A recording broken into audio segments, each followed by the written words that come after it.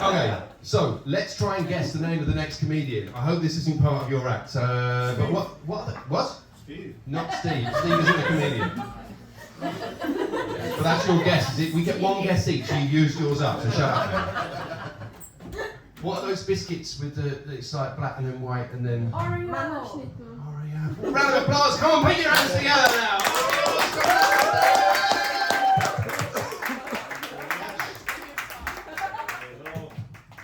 Hello everybody. Am I that funny already? Yeah. Yeah? Good, great. The name is Aureo, and tonight is my 10th time trying to make people laugh, so it's only my 10th attempt. You're bringing my body count to double digits, so hopefully you're bringing me luck as well. You need to laugh, otherwise it doesn't work for me, it doesn't work for you, nobody's gonna have fun, and I'm gonna stop doing this if nobody's laughing. So let's try again. There you go! You're natural. One of the things I usually say to people is that sex is one of the best things in life. And I guess we can all agree to that. Are you with me on that? Is it one of the best things in life? Yeah. Nobody's having sex in this place. It's. So the other day, a guy asked me, "Why do you say that it is one of the best things in life? Isn't it the best thing in life?" And I said to him, "Well, my friend, the best thing in life is."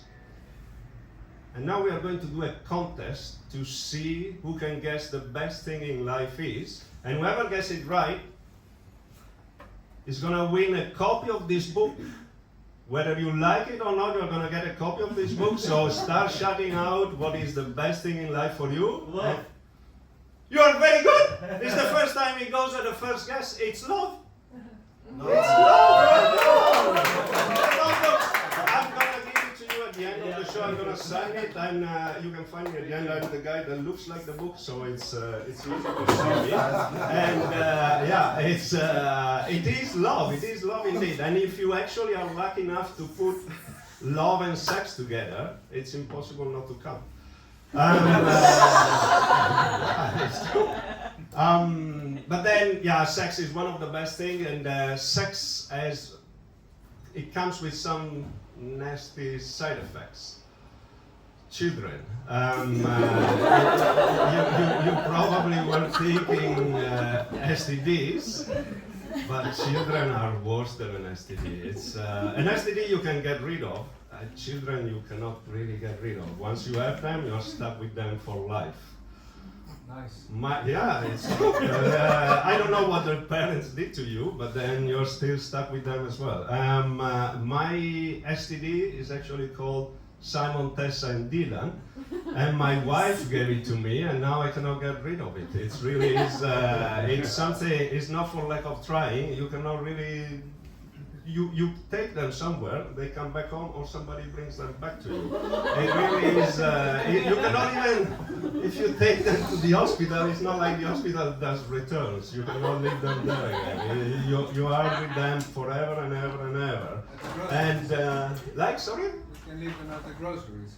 Yeah, they still come back. You know, when we first moved to the Netherlands, we saw people leaving their kids at the entrance of the grocery in front of a TV, and we thought, these people are crazy. They leave their kids just there and anybody can take them.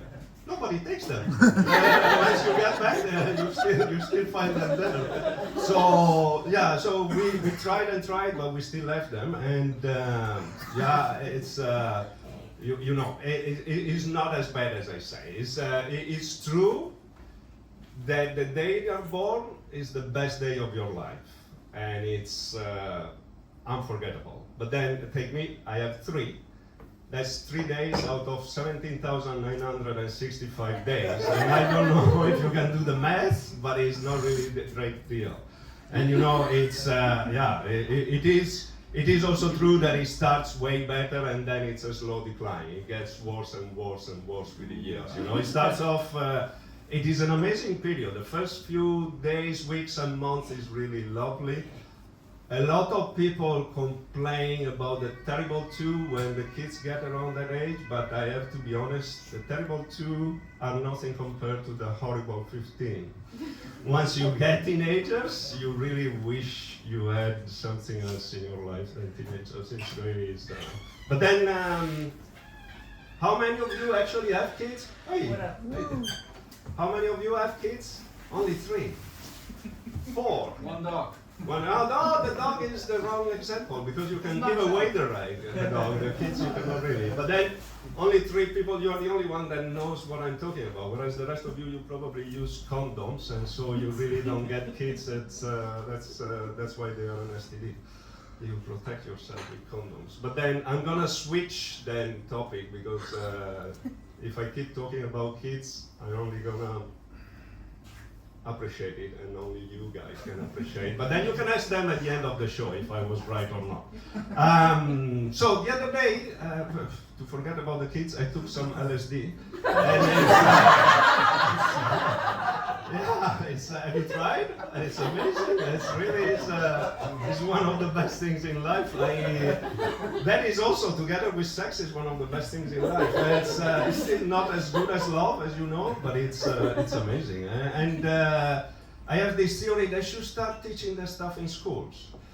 It's not like, when I was a kid, they always said, oh, don't do drugs, don't do drugs, don't do drugs. But they were wrong. Drugs are actually great. It's not like, so they should really start very early to teach you to do it, because it's not something that you're not gonna do without. So just like for the kids question, has anybody tried drugs? Yeah. It's more popular than kids. It's more popular than kids. So yeah, drugs are. I do say they should teach it in schools because it's. It should be like class. Today we're gonna learn about something new. You don't understand today why we are studying this, but then eventually you will learn back later in life that you really need it. It's just like math with an A. We're gonna do math with an E in next year program. So and it. I don't know. I mean, I don't know. By looking at this, I'm probably the oldest, youngest person in this room. But then the Romans and the Greeks had something worked out. They really understood early on what is good about life, because they had a life expectancy at 40. And it was because they realized early on that there is no point in living after 40. And so that's when the drugs that you learn in school really help you out, and you improve. Yeah, I mean, I'm 48. And the last 8 years, the highlight was COVID. So really you need to improve it with something else. And the day I will become president of the world, I will make sure that drugs are free and available for all of you. Thank you.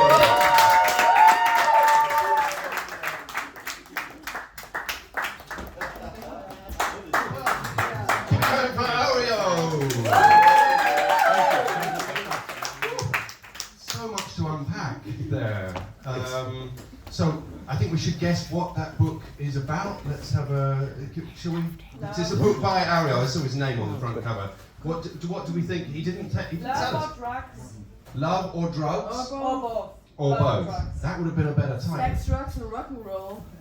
Another good title. What is the title? I've never seen somebody plug their book on stage before, Ariel. What's the title of your book? It's We Are Gods. We Are Gods. Yes. And it means that all of us He's still are plugging God. it. He's still doing it. Yeah. I mean, I have a chance, don't I? Okay. Three more seconds. Go. Yeah. It means that we all create our own reality. We shouldn't Okay, let good. other people create it. Brilliant. Okay. I mean, so we're all just going to rush. We're going to rush out and buy that. Fabulous. Wonderful.